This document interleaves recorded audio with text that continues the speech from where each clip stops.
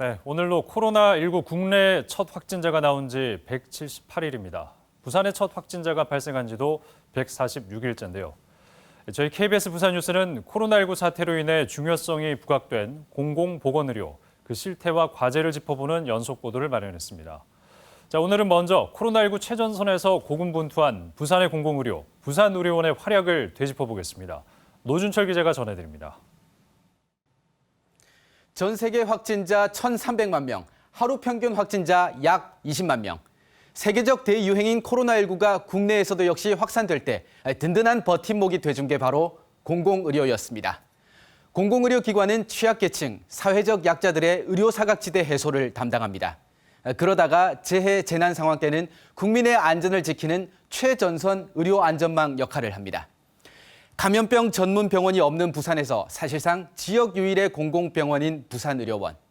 이번 코로나19 위기 때 부산에서는 이 부산의료원이 중추 역할을 해냈습니다.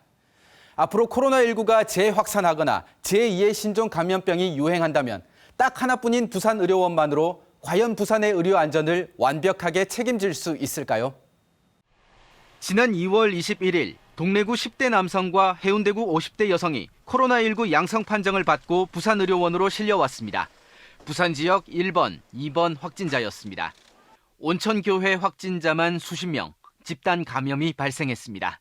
큰 유행이 있었다는 것 자체는 좀 불행한 일이지만 그래도 빨리 우리가 발견해서 조치를 할 수 있었다는 건 되게 좀 행운이죠.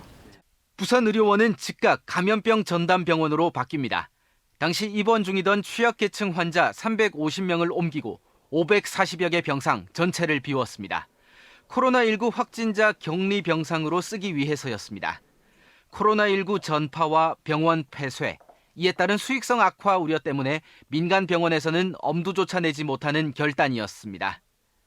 굉장히 전염성이 강한 질환이기 때문에 모든 병원을 다 이 전염성 질환에 노출시킬 수가 없어서 또 어떤 병원들은 기존에 있던 환자들을 치료해야 되는 큰 위기도 있었습니다.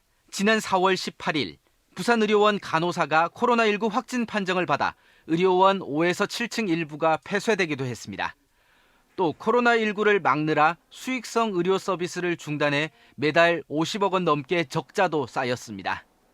현장에서는 한계를 절감했습니다.